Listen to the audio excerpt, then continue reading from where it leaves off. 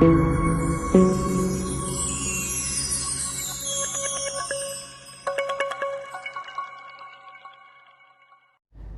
सत्कारयोग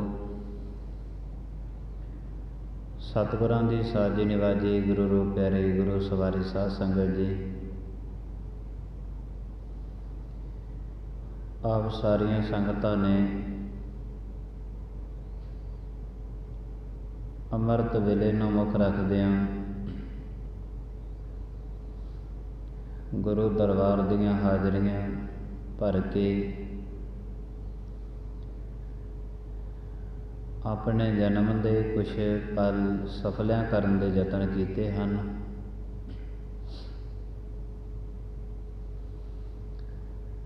सतगुरां दी रहमत दे नाल सत संगत दियां अमोलक घड़ियां प्राप्त होंदियां हैं।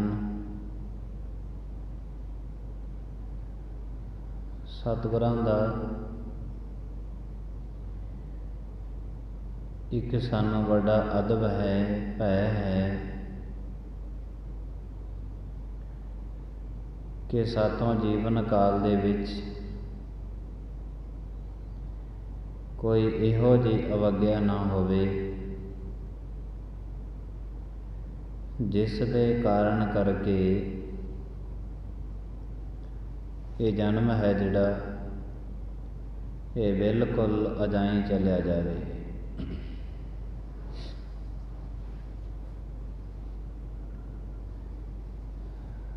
सतगुरां तो सोझी लैण वास्ते, ज्ञान लैण वास्ते कि जन्म मिलिया किवें है, जन्म नूं जीवना किवें है, ये सारी दी सारी सोझी लैण वास्ते परमात्मा दे घर विच बंदा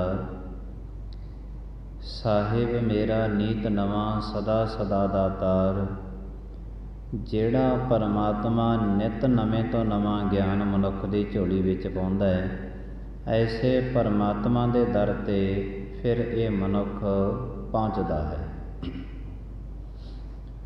क्योंकि नित नवें तो नवां ज्ञान मिलना अते मनुख नूं हर एक प्रकार का ज्ञान मिलना, कोई होर दर ऐसा बने ही नहीं जेड़े दर तो इन्नी सोझी मिलती होवे जिन्नी सोझी मनुख नूं गुरबाणी दे कोल आके मिलती है। भावें बहुत सारे मंदबुद्धि लोगों ने गुरबाणी नूं बहुत छोटे जिहे रूप दे विच ही लेता होया है। जद भी इन्हें गुरबाणी का शब्द दे कोई चेते आ गया, अक्सर उन्हों ये बड़ी जगह ते लिख लेंदा है, बड़ी जगह ते लिखदा है। ते जिथे गुरबाणी का शब्द लिखे है वो भावें कागज होवे, भावें लोहा होवे, भावें कंधां होवन, जो मर्जी होवे, अक्सर गुरबाणी के शब्द की निरंतर बेअबदी मनुख करता रहता है। क्योंकि गुरबाणी के जिन्ने भी शब्द ने ये सारे के सारे शब्द कंठ करके ते जपण वास्ते परमात्मा ने सानू बख्शे ने कि गुरबाणी नूं सुनो ताकि गुरबाणी पढ़न की जांच आ जाए, गुरबाणी नूं पढ़ो ताकि गुरबाणी कंठ होवे ते नाम जपया जाए। सिर्फ ते सिर्फ गुरबाणी का शब्द जिन्ने ने ये नाम जपण वास्ते, ज्ञान लैण वास्ते, मनुख वास्ते अकाल पुरख महाराजियां ने बख्शिश कीते हुए ने। लिखण वास्ते गुरबाणी का शब्द नहीं दिता सी, क्योंकि लिखण दे नाल कोई वारी वारी गुरबाणी के शब्दां नूं लिखी जावे, ऐसा मनुख कोई महान नहीं बन जाता। जद भी मनुख महान बनता है तो गुरु के शब्द की आराधना करके नाम जप के ही महान बनता है। तो नाम जपद्या गुरु साहिब जी महाराज कहते कदे भी मनुख नूं ढिल नहीं करनी चाहिए। नाम जपद्या कदे भी ढिल नहीं करनी चाहिए। मत के जापै साहो आवे के ना आवे राम। पता नहीं जिंदगी का एक सवास आ गया तो दूसरा आना भी है या नहीं आना। लिखिया होया शब्द तेरे नाल नहीं जाएगा, जेड़ा तू अपने हथी कंधां ते जां होर जगह ते लिख दिता है, जपिया होया नाम तेरे नाल जाएगा। ते जपिया होया नाम जिन्ना कुछ भी मनुख समाज दे विच करदा है, ये सब दियां सब वस्तुआं मनुख दियां पिछां रह जांदियां ने। अक्सर जपिया होया नाम इस दी सहायता करदा है। सतगुरु महाराज ते ऐलानियां कहंदे ने, जह मात पिता सुत मीत ना भाई, मन ऊहा नाम तेरै संग सहाई। संसार दे विच मनुख नूं कोई दुख आवे ते उहदी सहायता करन वास्ते बहुत सारे बैठे ने। ਉਹਦੇ माँ बाप ने, भैन भाई ने, रिश्तेदार ने, अपनी औलाद है,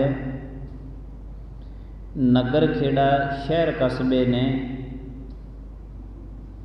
अनेकां तरह के लोग ऐसे ने जिहड़े स्पैशली समाज दे विच समाज सेवी सेवा करते हैं। समाज की किसी दुखीए की सेवा करते हैं।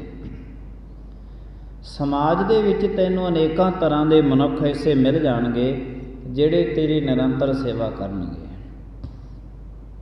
पर सतगुरु महाराज जी कहते जिथे कोई भी नहीं, ना कोई भैन भाई है, ना माँ बाप ने, ना औलाद है, जिथे किसी ने भी सहायता नहीं करनी, उथे तेरे जपे हुए नाम ने सहायता करनी। मन ऊहा नाम तेरा संग सहाई। उथे नाम जपे हुए ने सहायता करनी। ते चेते रखी ये समाज दे विच जे मनुख बहुता धन कमाउंदा रहे, बड़े पदार्थ अपने घर दे विच लिआउंदा रहे, तो कोई भी मनुख ऐसा नहीं है कि जो इस दे साथ नाल निभे। कोई साथ नाल निभे इसदे। साथ ते जपिया होया नाम ही नाल निभदा है।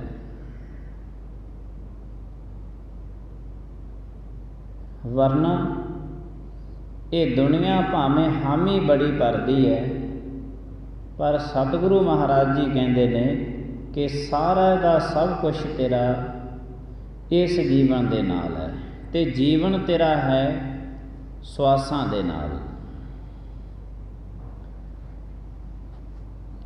मनुख मानसिक लैवल ते कमज़ोर ना होवे, ये मंद बुद्धि ना होवे। इसे करके सतगुरु महाराज जी की गुरबाणी जिहड़ी है, इनू नित पढ़िया जाता है, नित सुनिया जाता है, नित गुरबाणी नूं विचारधारा दे विच लैके आंदा जाता है कि इहदी विचारधारा होवे, ताकि थोड़ी ना थोड़ी सोझी है जिहड़ी वो मनुख नूं मिलदी रहे। पर मिलती उन्होंने है जिहड़े सोझी लैण वास्ते आए ने। गुरुद्वारा होए सोझी पाई सी, जिहड़े कुछ लैण वास्ते आए ने। अक्सर मनुख की ये फितरत बनी हुई है कि ये तो परमात्मा नूं दिंदा है, मैं परमात्मा तेरे घर दे विच है कुछ दिता, बड़ा कुछ दिता, बड़ियां गल्लां करदा रहिंदा। देना नहीं है, इथों लैना है। ते परमात्मा दे रहा दातां सब नूं। वो गल वखरी है कि किसी मनुख दे कोल इहदा भांडा वड्डा कीता है जां नहीं कीता। पात्रता इन्हें अपनी वधाई है जां इन्हें घटाई है। क्योंकि कईयां ਦੀ ਪਾਤਰਤਾ ਜਿਹੜੀ ਹੈ ਉਹ ਸਤਿਗੁਰੂ ਮਹਾਰਾਜ ਜੀ ਮਨੁੱਖ ਦੀ ਵਿਚਾਰਧਾਰਾ ਨੂੰ ਗੁਰਬਾਣੀ ਇੰਨਾ ਉੱਚਾ ਲੈ ਜਾਂਦੀ ਹੈ ਕਿ ਮਨੁੱਖ ਦੀ ਪਾਤਰਤਾ ਵੱਧ ਜਾਂਦੀ ਹੈ। ਜਦੋਂ ਪਾਤਰਤਾ ਵੱਧ ਜਾਂਦੀ ਹੈ ਫਿਰ ਪਰਮਾਤਮਾ ਦੀਆਂ ਦਿੱਤੀਆਂ ਹੋਈਆਂ ਦਾਤਾਂ ਉਹਦੇ ਕੋਲ ਰਹਿ ਜਾਂਦੀਆਂ ਨੇ। ਮਨੁੱਖ ਨੂੰ ਸੋਝੀ ਆ ਜਾਂਦੀ ਹੈ ਕਿ ਵਾਕਈ ਇਹ ਮਨਾ ਪਰਮਾਤਮਾ ਨੇ ਤੈਨੂੰ ਬਹੁਤ ਕੁਛ ਬਖਸ਼ਿਆ ਹੋਇਆ ਹੈ। ਅਤੇ ਜਿੰਨਾ ਚਿਰ ਮਨੁੱਖ ਆਪਣੀ ਪਾਤਰਤਾ ਨਹੀਂ ਵਧਾਉਂਦਾ, ਜਿੰਨਾ ਟਾਈਮ ਮਨੁੱਖ ਆਪਣੀ ਪਾਤਰਤਾ ਨਹੀਂ ਵਧਾਉਂਦਾ ਅਤੇ ਓਨਾ ਟਾਈਮ ਮਨੁੱਖ ਨੂੰ ਹੈ ਜਿਹੜੀਆਂ ਪਰਮਾਤਮਾ ਜਿਹੜੀਆਂ ਦਾਤਾਂ ਦਿੰਦਾ ਹੈ ਅਤੇ ਫਿਰ ਉਹ ਡੁੱਲ ਡੁੱਲ ਪੈਂਦੀਆਂ ਨੇ। ਪਾਤਰਤਾ ਹੀ ਨਹੀਂ ਵਧੀ। ਪਾਤਰਤਾ ਤਾਂ ਮਨੁੱਖ ਨੂੰ ਵਧਾਉਣੀ ਪੈਂਦੀ ਹੈ। ਪਾਤਰਤਾ ਵਧਾਉਣੀ ਆਪਣੇ ਹਿਰਦੇ ਨੂੰ ਵਿਸ਼ਾਲ ਕਰ ਲੈਣਾ, ਵਿਸ਼ਾਲ ਹਿਰਦਾ ਕਰ ਲੈਣਾ, ਬਿਲਕੁਲ ਖੁੱਲ੍ਹਾ ਦਿਲ ਕਰ ਲੈਣਾ। ਪਾਤਰਤਾ ਇਸ ਨੂੰ ਵਧਾਉਣੀ ਕਹਿੰਦੇ ਨੇ। ਅਤੇ ਮਨੁੱਖ ਤਾਂ ਦਿਨੋਂ ਦਿਨ ਕੰਜੂਸ ਹੁੰਦਾ ਜਾ ਰਿਹਾ ਹੈ, ਦਿਨੋਂ ਦਿਨ ਮਨੁੱਖ ਸੂਮ ਹੁੰਦਾ ਤੁਰਿਆ ਜਾ ਰਿਹਾ ਹੈ। ਸਤਿਗੁਰੂ ਮਹਾਰਾਜ ਜੀ ਕਹਿੰਦੇ ਨੇ, ਸੂਮ ਹੈ ਧਨ ਰਾਖਣ ਕਉ ਦੀਆ, ਮੁਗਧ ਕਹੈ ਧਨ ਮੇਰਾ, ਜਮ ਕਾ ਡੰਡ ਮੁੰਡ ਮੈਂ ਲਾਗੈ ਖਿਨ ਮੈਂ ਕਰੈ ਨਵੇਰਾ। ਇਹ ਜਿਹੜੇ ਸੂਮ ਪੁਰਖ ਨੇ ਇਹਨਾਂ ਨੂੰ ਤੇ ਧਨ ਸਿਰਫ ਅਤੇ ਸਿਰਫ ਰੱਖਣ ਵਾਸਤੇ ਦਿੱਤਾ ਹੋਇਆ। ਇਹ ਮਨੁੱਖ ਧਨ ਤੋਂ ਕੋਈ ਸੁੱਖ ਨਹੀਂ ਕੋਈ ਲਾਹਾ ਨਹੀਂ ਲੈ ਸਕਦੇ, ਕੋਈ ਸੁੱਖ ਨਹੀਂ ਲੈ ਸਕਦੇ ਹੈ। ਇਹ ਤਾਂ ਸਾਂਭਣ 'ਤੇ ਲੱਗੇ ਹੋਏ ਨੇ। ਅਤੇ ਜਿਸ ਦਿਨ ਜਮ ਕਾ ਡੰਡ ਮੁੰਡ ਮੈਂ ਲਾਗੈ, ਜਮਾਂ ਦੀ ਮਾਰ ਪੈਂਦੀ ਹੈ ਨਾ, ਉਹਦੇ ਫਿਰ ਇਹ ਧਨ ਜਿਹੜਾ ਹੈ ਕਿਸੇ ਵੀ ਕੰਮ ਨਹੀਂ ਆਉਂਦਾ। ਸਤਿਗੁਰੂ ਮਹਾਰਾਜ ਜੀ ਕਹਿੰਦੇ ਨੇ, ਗੁਰਬਾਣੀ ਹਰ ਇੱਕ ਮਨੁੱਖ ਨੂੰ ਹਦਾਇਤ ਕਰਦੀ ਹੈ ਕਿ ਤੂੰ ਆਪਣੀ ਪਾਤਰਤਾ ਵਧਾ। ਜਿੱਥੇ ਅੱਜ ਤੋਂ 20 ਸਾਲ ਤੇਰੀ ਪਹਿਲਾਂ ਪਾਤਰਤਾ ਖੜੀ ਸੀ, ਅੱਜ ਵੀ ਉੱਥੇ ਹੀ ਖੜੀ ਹੈ। ਆਪਣੇ ਦਿਲ ਨੂੰ ਵੱਡਾ ਕਰ, ਆਪਣਾ ਵਿਸ਼ਾਲ ਹਿਰਦਾ ਰੱਖ, ਇਤਨਾ ਵੱਡਾ ਹਿਰਦਾ ਰੱਖ। ਗੁਰੂ ਗੋਬਿੰਦ ਸਿੰਘ ਮਹਾਰਾਜ ਨੇ ਕਿਸੇ ਦਾ ਧਰਮ ਬਚਾਉਣ ਵਾਸਤੇ ਆਪਣੇ ਪਿਤਾ ਦਾ ਬਲੀਦਾਨ ਦਿੱਤਾ ਹੈ, ਔਰ ਸਿੱਖ ਧਰਮ ਦਾ ਜਗਤ, ਸਿੱਖ ਕੌਮ ਨੂੰ ਬਚਾਉਣ ਵਾਸਤੇ ਗੁਰੂ ਗੋਬਿੰਦ ਸਿੰਘ ਮਹਾਰਾਜ ਨੇ ਆਪਣੇ 4 ਸਾਹਿਬਜ਼ਾਦੇ ਕੁਰਬਾਨ ਕੀਤੇ ਨੇ। ਗੁਰੂ ਗੋਬਿੰਦ ਸਿੰਘ ਮਹਾਰਾਜ ਨੂੰ ਸਰਬੰਸਦਾਨੀ ਕਹਿੰਦੇ ਹਨ। ਸਾਰੇ ਦਾ ਸਾਰਾ ਸਰਬੰਸ ਹੀ ਦਾਨ ਕਰਦੇ ਨੇ। ਅਤੇ ਮਨੁੱਖ ਨੇ ਕਿੰਨੀ ਕੁ ਪਾਤਰਤਾ ਵਧਾਈ ਹੈ ਆਪਣੀ। ਉੱਥੇ ਹੀ ਖੜ੍ਹਾ ਜਿੱਥੇ ਅੱਜ ਤੋਂ 20 ਸਾਲ ਪਹਿਲਾਂ ਖੜ੍ਹਾ ਸੀ। ਸਤਿਗੁਰੂ ਮਹਾਰਾਜ ਜੀਆਂ ਦੀ ਜਿਹੜੀ ਪਵਿੱਤਰ ਗੁਰਬਾਣੀ ਹੈ, ਇਹ ਮਨੁੱਖ ਨੂੰ ਹਮੇਸ਼ਾ ਇਸ ਗੱਲ ਵੱਲ ਜ਼ਿਆਦਾ ਪ੍ਰੇਰਿਤ ਕਰਦੀ ਹੈ ਕਿ ਤੂੰ ਆਪਣੀ ਪਾਤਰਤਾ ਵਧਾ, ਤਾਂ ਕਿ ਪਰਮਾਤਮਾ ਦੀ ਦਿੱਤੀ ਹੋਈ ਦਾਤ ਜਿਹੜੀ ਹੈ ਉਹ ਤੈਨੂੰ ਟਾਈਮ ਟਾਈਮ 'ਤੇ ਪਤਾ ਲੱਗਦਾ ਰਹੇ। ਸਮੇਂ ਸਮੇਂ ਦੇ ਨਾਲ ਪਰਮਾਤਮਾ ਦੀ ਦਿੱਤੀ ਹੋਈ ਦਾਤ ਦੀ ਤੂੰ ਵਰਤੋਂ ਕਰ ਸਕੇ। ਪਰਮਾਤਮਾ ਹਰ ਇੱਕ ਜਗ੍ਹਾ 'ਤੇ ਮਨੁੱਖ ਨੂੰ ਦਾਤ ਦਿੰਦਾ ਹੈ। ਜਿਹੋ ਜਿਹੀ ਬਚਪਨ ਦੇ ਵਿੱਚ ਦਾਤ ਇਹਨੂੰ ਚਾਹੀਦੀ ਸੀ, ਉਹੋ ਜਿਹੀ ਦਿੱਤੀ ਹੈ। ਪਰ ਜਵਾਨੀ ਦੇ ਵਿੱਚ ਇਹਨੂੰ ਜੋਸ਼ ਚਾਹੀਦਾ ਸੀ, ਉਹ ਪਰਮਾਤਮਾ ਨੇ ਦਿੱਤਾ ਹੈ। ਅਨੇਕਾਂ ਤਰ੍ਹਾਂ ਦੇ ਇਹੋ ਜਿਹੇ ਸੁੱਖ ਨੇ ਜਿਹੜੇ ਬੁਢੇਪੇ ਵਿੱਚ ਇਹਨੂੰ ਚਾਹੀਦੇ ਸੀ, ਪਰਮਾਤਮਾ ਨੇ ਦਿੱਤੇ ਨੇ। ਪਰ ਗਜਬ ਦੀ ਗੱਲ ਹੈ ਕਿ ਬੁਢੇਪੇ ਦੇ ਵਿੱਚ ਜਾ ਕੇ ਜਿਹੜੇ ਸੁੱਖ ਪਰਮਾਤਮਾ ਨੇ ਦਿੱਤੇ ਨੇ, ਇੱਕ ਵੀ ਮਨੁੱਖ ਨੂੰ ਨਜ਼ਰ ਨਹੀਂ ਆਉਂਦੇ। ਅਤੇ ਜਿੰਨੇ ਉਹਦੀ ਜ਼ਿੰਦਗੀ ਨੂੰ ਦੁੱਖ ਲੱਗੇ ਹੋਏ ਨੇ, ਸਾਰੇ ਦੇ ਸਾਰੇ ਪਰਮਾਤਮਾ ਅੱਗੇ ਲਿਆ ਕੇ ਢੇਰ ਕਰ ਦਿੰਦਾ ਹੈ। ਪਰਮਾਤਮਾ ਇੰਨੇ ਵੱਡੇ ਦੁੱਖ, ਜੇ ਕਦੀ ਤੂੰ ਆਪਣੀ ਪਾਤਰਤਾ ਵਧਾਈ ਹੁੰਦੀ, ਤੈਨੂੰ ਹੁਣ ਪਤਾ ਲੱਗਣਾ ਸੀ ਬੁਢੇਪੇ ਦੇ ਵਿੱਚ ਕਿ ਬੁਢੇਪੇ ਦੇ ਵਿੱਚ ਜਿੰਨੇ ਇੰਨੇ ਦੁੱਖ ਨੇ, ਤੇ ਪਰਮਾਤਮਾ ਨੇ ਸੁੱਖ ਵੀ ਕਿੱਡੇ ਵੱਡੇ ਦਿੱਤੇ ਹੋਏ ਨੇ। ਇਹਨੇ ਪਾਤਰਤਾ ਹੀ ਨਹੀਂ ਵਧਾਈ। ਬਹੁਤੇ ਮਨੁੱਖਾਂ ਦੇ ਅਕਸਰ ਉਲਾਂਭੇ ਹੁੰਦੇ ਨੇ ਕਿ ਬੁਢੇਪਾ ਤਾਂ ਹਮੇਸ਼ਾ ਦੁੱਖਾਂ ਦੇ ਨਾਲ ਗਰਸਿਆ ਹੋਇਆ ਹੈ, ਹਮੇਸ਼ਾ ਹੀ। ਤੋ ਮਨੁੱਖ ਦੀ ਆਪਣੀ ਪਾਤਰਤਾ ਨਹੀਂ ਵਧੀ ਹੈ। ਉਹਨੂੰ ਕੌਣ ਦੱਸੇ ਕਿ ਜਵਾਨੀ ਦੇ ਵਿੱਚ ਤੋਂ ਸਿਰਫ ਇਕੱਲਾ ਸੀ, ਉਸ ਤੋਂ ਬਾਅਦ ਤੈਨੂੰ ਪਰਮਾਤਮਾ ਨੇ ਇੱਕ ਬੱਚੇ ਦੀ ਔਲਾਦ ਦੀ ਤੈਨੂੰ ਪ੍ਰਾਪਤੀ ਹੋਈ ਹੈ, ਉਹ ਪਰਮਾਤਮਾ ਨੇ ਦਿੱਤੇ। फिर जिमें जिमें तेरी उम्र वधदी गई उवें उवें पुੱਤ तो गाहां पोतरियां वाला हो गया, पोतरियां वाला हो गया, दोहतियां वाला हो गया, दोहतरियां वाला हो गया। जिमें तो पूर्ण बुढ़ेपे दे विच पहुंचिया ते परमात्मा ने तेरे सुख वास्ते जिथे पहला एक जी सीगा उत्थे 4 जी परमात्मा ने होर पैदा कीते ने तेरे सुखां वास्ते। पर मनुख ने अपनी पात्रता वधाई ही नहीं, इनू पता ही नहीं लगता कि मैनू बुढ़ेपे दे विच किन्ने सुखां दीआं पंडां परमात्मा घरे दे के जांदा, नहीं पता लगता। जिन्ना वक्त ये अपनी पात्रता नहीं वधाउंदा उन्ना टाइम परमात्मा की दिती हुई दात इनू कदे नज़र नहीं आवेगी। उन्ना टाइम दात जिहड़ी है नज़र नहीं आएगी। उन्ना टाइम मनुख की जिहड़ी अवस्था है ये मंद बुद्धि वाली रहेगी, मंद बुद्धि वाली। मंद बुद्धि किसनों कहते हैं? एक राजे ने अपने रियासत दे विच ढंडोरा दिता, कहते भी जिन्ने भी लोग मंद बुद्धि ने ना वो सारे आपो अपना पता राजे के दरबार विच अपना देन ते उन्हां मंद बुद्धि बंदियां दी राखी जिहड़ी है उन्हां दा जिहड़ा खर्चा पानी है वो सारा राजे वालों होया करेगा। जदों राजे ने गल कही तो हुण जिहड़े तमाम दुनिया के लोग से उन्होंने सारिਆਂ ने आपो अपने पते भेजते। कोई तो कहता चलो वेले बैठ के खाया करांगे, राजा दिया करेगा बहुत कुछ। कोई कहता चंगे वस्त्र पाया करांगे, काम करने की लोड़ की है जब 2 डंग का भोजन मिल गया। आपो अपनियां स्कीमां ला के सारे लोगों ने राजे कोल अपने पते लिखवाते ते वो पते लिखवाउण दे विच हज़ारां लोग ऐसे निकले जिहड़े अपने आप नूं मंद बुद्धि कहते सी। वो जब इन्नियां अर्जियां राजे कोले पहुँच गईयां ते राजा कहन लग्या भी मेरी रियासत दे विच इन्ने मंद बुद्धि मनुख ने, मैनूं ते अज पता लग्या। ते लोकां नूं इह सीगा कि हुण मौका मिलिਆ है, हुण राजे नूं आपां जिहड़ा है वो भोजन पानी राही आनंद दे नाल लुटांगे, वेले रिहा करांगे, चंगा खाना पीना, चंगा पहनण वास्ते चंगियां सहूलतां राजे के दरबार विच मिलिया करनगियां।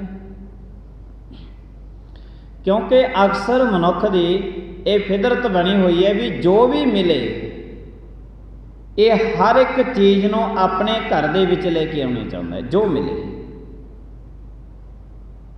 ये सोचता नहीं है, ये सोचता नहीं है कि परमात्मा ने मैनू दोने हथ दोने पैर शरीर सही सलामत तंदुरुस्त बख्शा, मैं अपनी किरत कमाई करके खावां। ये सोचता नहीं है।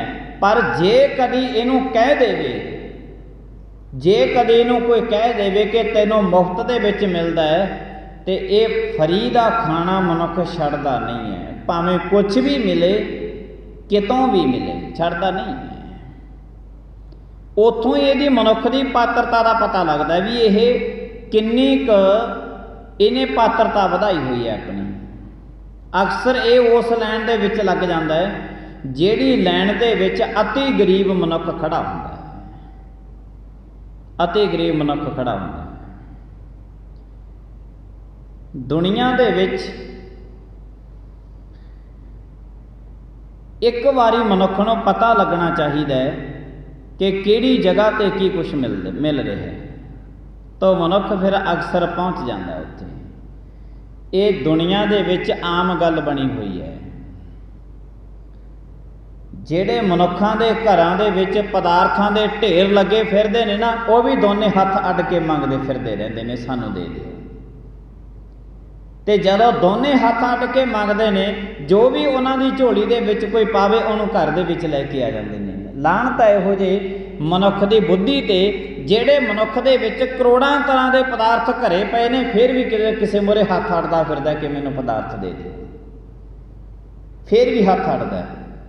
हमेशा चीज़ वो मंगनी है जो अपने घर दे विच नहीं, जिहड़ी सानू पहले ही परमात्मा ने पदार्थां दे ढेर लाए पे ने, मंगण की लोड़ है। ते पर मनुख नूं ये मिलना चाहिए। बस एक बारी इनू पता लग जे कि फलानी जगह ते आ चीज़ मिली जा रही है, अपने घर दे विच भावें इहनूं सांभ संभाल वास्ते इहदे कोल थां ना होवे, लैण पहुँच जांदा है। तो इत्थों ही मनुख की पात्रता का पता लगता है कि ये मनुख किन्ने क पानी दे विच है समाजिक लैवल ते। खैर सारे लोगों ने अर्जियां देतियां, राजे नूं अपने पते लिखवा दिते। राजा कहन लग्या कमाल की गल है, इन्ने मंदबुद्धि लोग ने, मैनूं ते अज पता लगे। पर जिहड़े उन्हां दे सलाहकार पुराने राजे महाराजा दे हुंदे सी, अक्सर वो सलाहकार उन्हां दे सियाणे हुंदे सी। सलाहकारां नूं बुलाया, वो कहन लग्या भी आपां नूं ते अज तक पता ही नहीं सीगा भी इन्ने मंदबुद्धि लोग अपनी रियासत दे विच रह रहे ने, ते ये ते हज़ारां लोगों के पते अपने कोल पहुँचे ने, ते हुण इन्हां दी सांभ संभाल करनी बहुत औखी है, बहुत औखी है। वो वजीर कहन लगे राजन, जिन्नियां अर्जियां लोगों दीयां अपने कोले आईयां ने ना, इन्ने लोग मंदबुद्धि है नहीं इन्ने। ते राजा कहन लग्या हुण अर्जियां ते पहुँच गई, अर्जियां ते आपां यही कहा सी कि जिन्ने भाई मंदबुद्धि लोग ने वो अपना पता इत्थे लिखवा जान, उन्हां दा रहना, उन्हां दा खाना पीना पहनना हंडाउणा सारा कुछ राजा अपने खर्चे ते करया करेगा मंदबुद्धि लोगों वास्ते। ते इह ते हज़ारां लोगों के पते पहुँच गए ने अपने कोले, इन्ने मंदबुद्धि लोग ने। वो वजीर कहन लगे राजन, ये तो लोगों ने अपनियां अर्जियां अपने पते इस वास्ते देते भी चलो वेले बैठ के उत्थे खाया करांगे, घरे भी तो वेले रहने ही है, राजे दे दरबार दे विच पदार्थ खाया करांगे, वेले रहा करांगे, चंगा पहनण हंडाउण नूं उत्थे मिलिया करेगा। ये मंदबुद्धि लोग नहीं है, इन्हां दी जमीर डिग्गी हुई है, बहुते लोग ने।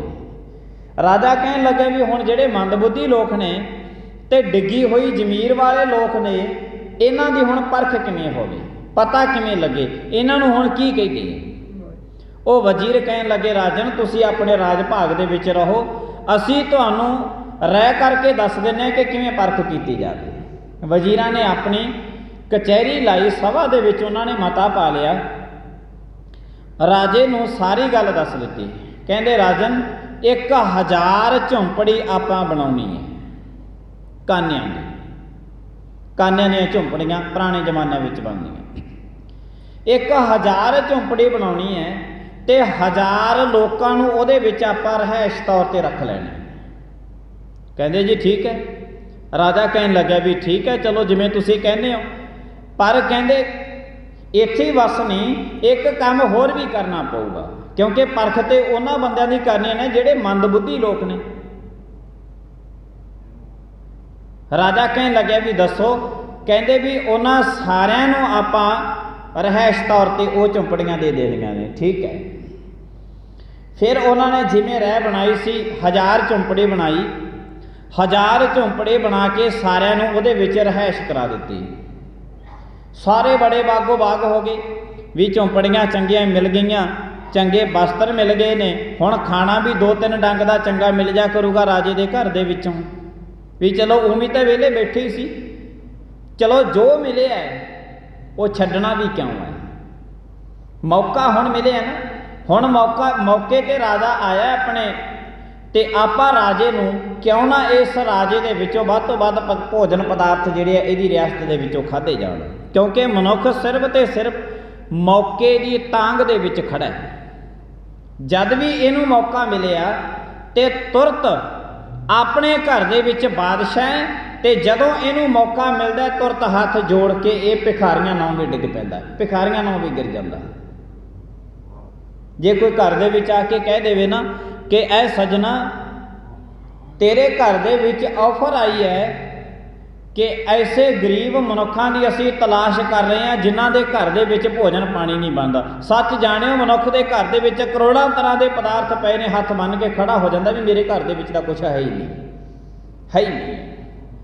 इत्थों पता लगता है डिग्गी हुई जमीर वाले बंदियां दी किहड़ी पात्रता वधदी है, किन्ने क मनुख की पात्रता है। बड़ा गरीब बन जाता है तो जदों इसनों पता लगे कि कुछ मिलने वाला है बड़ा गरीब बन जाता है। तो उन्हें की किया, राजे ने 1000 झोंपड़ियां बना लियां, 1000 लोगों को रहायश उहदे विच करा दी, भोजन पानी भी देना शुरू कर दिता। 1-2 दिन लंघे तो जेड़े वेलड़ सीगे उन्होंने आख्या भी आ तो बड़ी मौज बन गई, पदार्थ खाण नूं मिलदे ने, चंगा वेले रहना, खाना पीना चंगा, चंगा पहनना हंडाउण वास्ते।